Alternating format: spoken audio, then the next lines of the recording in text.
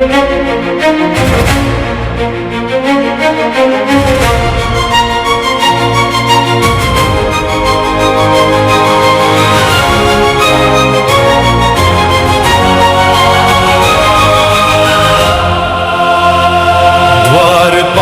से कहा कि कह दो मित्र द्रोण आए हैं,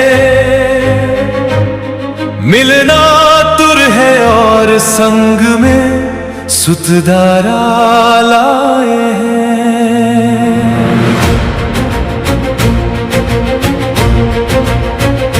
द्वारपाल ने कहा कि राजन विप्रेक आया है, मिलना तुर है और संग में सुतदारा लाया है। केश श्वेत शशि रश्मिक की जो पाकर शीश तल्प है, वदनों पर सुष्मश्रु श्वेत पुंजित नवनीत कल्प है।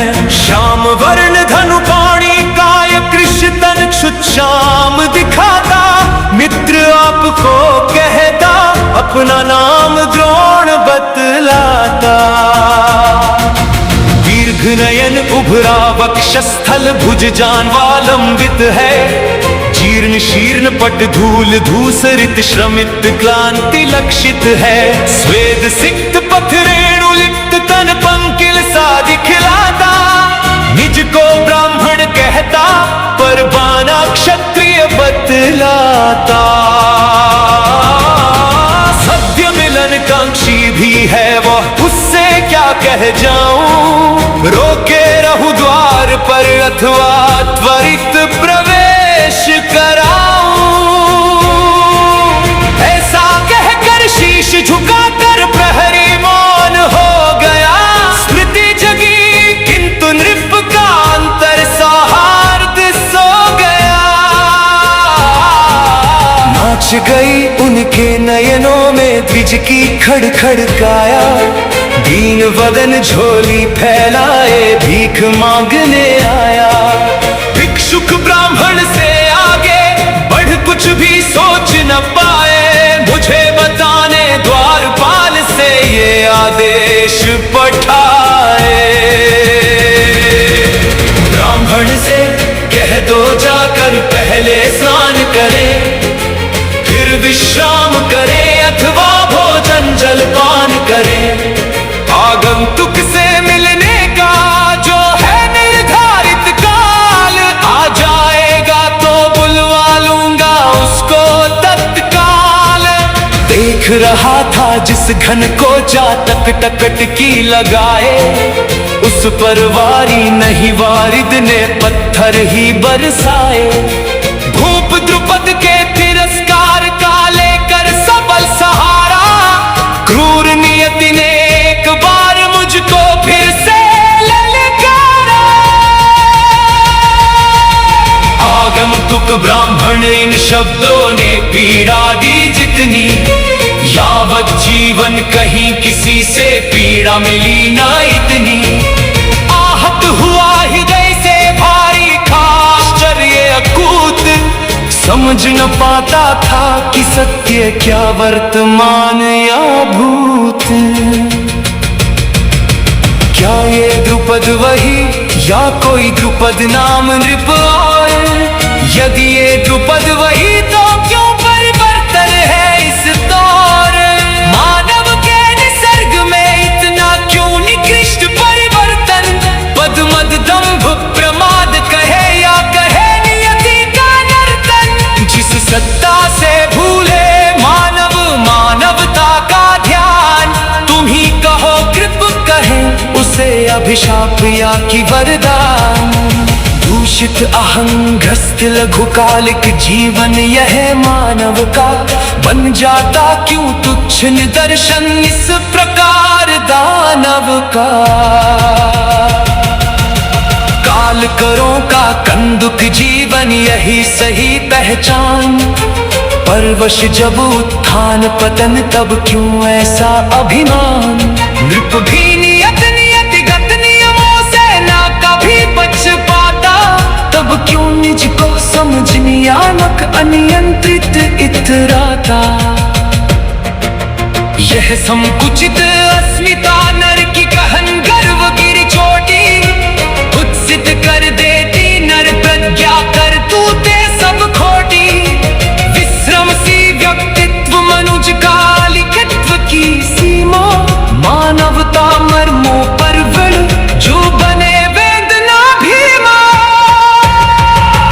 गज्जल ढोकर कौन अभी तक श्वेत वर्ण कर पाया, खेल निकाल शुष्क सिकता से पात्र कान भर पाया। पत्थर पर शर्वर्षण से तू निर्रिक्त होता है, अंधे के आगे रोने वाला आंखें खोता है।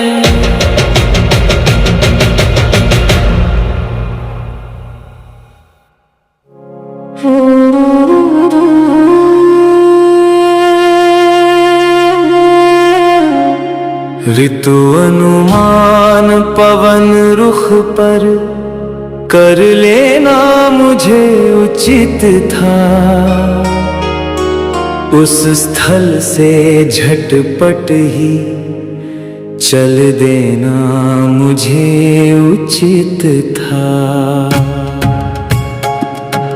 विवश व्यथित मन असमंजस वश, किं कर्तव्य विमूढ़,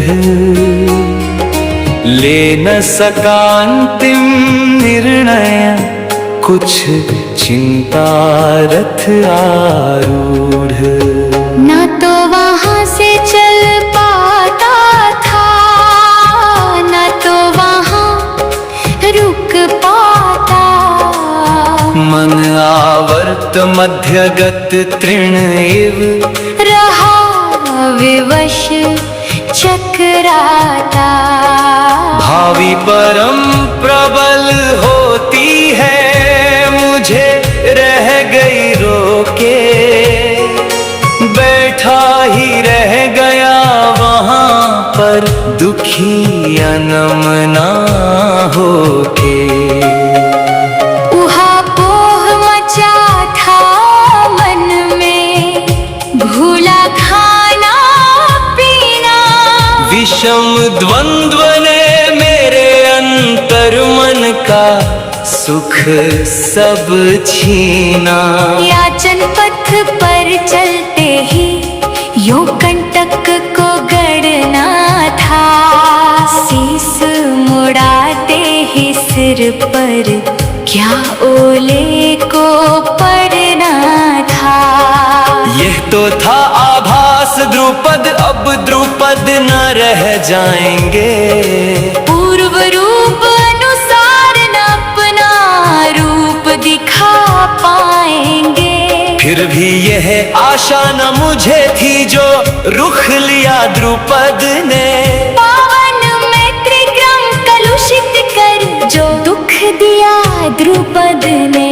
बीता एक प्रहर दुर्भर तो वह अवसर भी आया, मुझे द्रुपद ने प्रहरी द्वारा अपने पास बुलाया। मैंने देखा द्रुपद सभासद मध्य विराजमान है। जाम्बू नद निर्मित सिंहासन चीनांशुक वितान है। रहा देखता मुख भूपति का जब वे तनिक न डोले, उदासीन से बने रह गए मुंह से रंच न बोले। मैंने सादर कहा भूप मैं वही आपका मित्र, जिसका नाम द्रोण जिससे मैत्री संबंध पवित्र। स्मृत होगा स्यात् कि जब हम साथ रहा करते थे, आश्रम में प्रायः मुझसे यह बात कहा करते थे। सत्ता हाथों में आते ही तुम्हें बुलाऊंगा मैं, राजमुकुट अपने ही हाथों से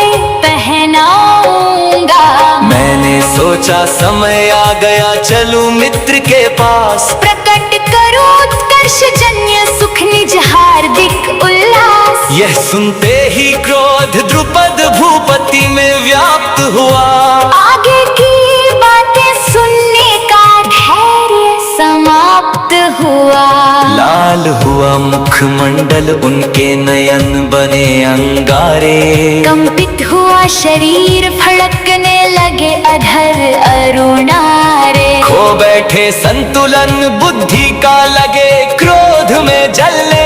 दर्पोन्मत्त लगे गर्जन करवे, अंगार उगलने। अच्छा तो फिर आप हमारा राज्य बंटाने आए, मित्र बताने या कि हमारी नाक कटाने आए। भद्र पुरुष क्या बिना विचारी बात कहाँ करते हैं, इसी रूप में क्या भूपों के मित्र रहा करते हैं। घोर कष्ट व्यवहार ज्ञान तुम अब तक सीख न पाए, शास्त्र भारवाही बनकर नाहक निज जन्म गवाए। नृप सम्मुख कैसे दरबारों में आया जाता है, जान न सके कहाँ किससे जोड़ा जाता नाता है।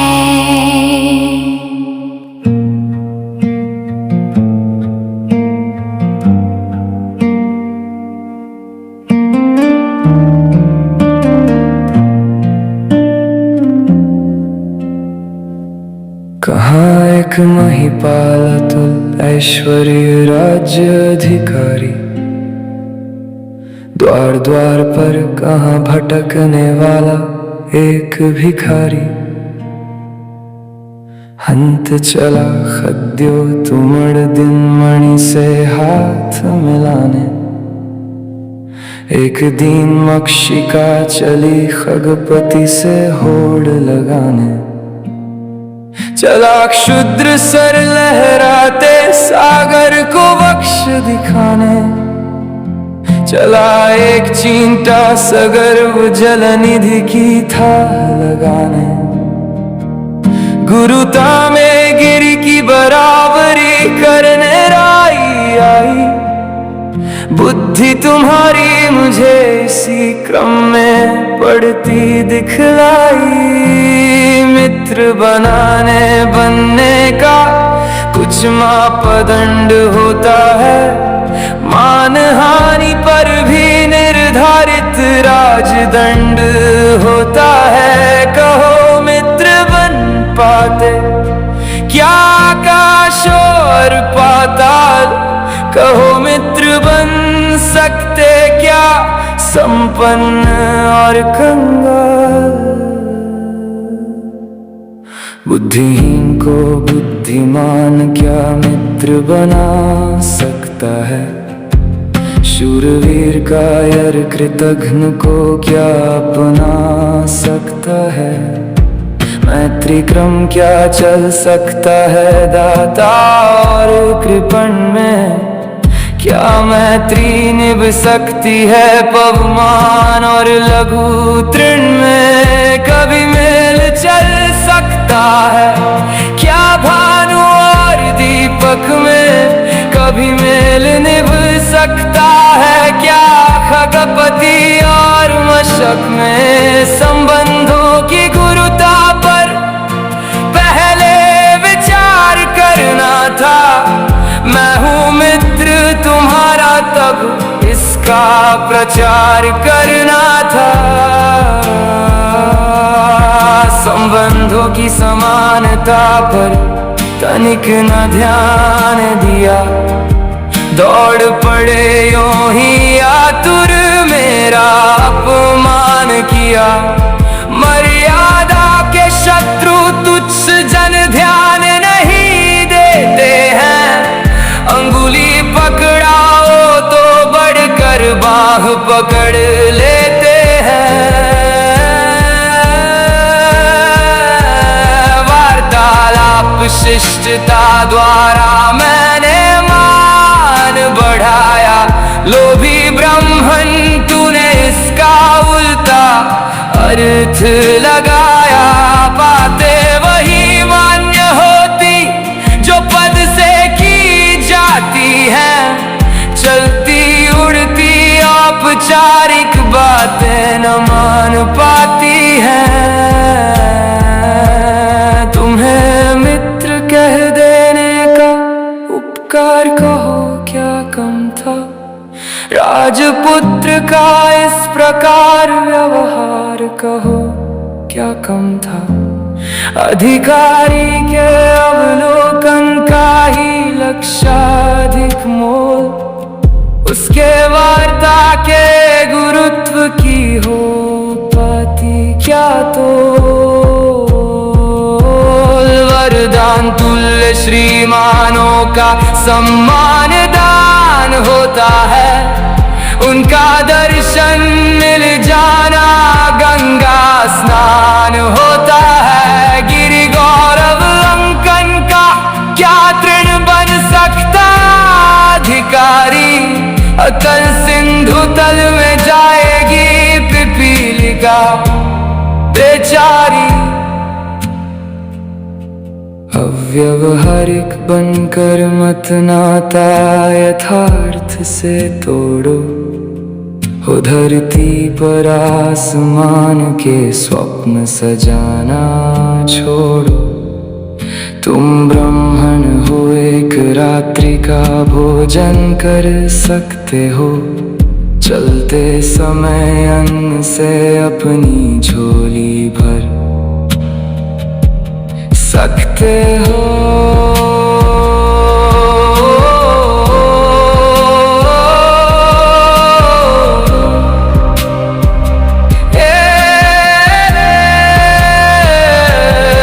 एक रात्रि के भोजन भर का ही अधिकार तुम्हारा, इसके आगे बातें कभी ना कहना कहीं दोबारा।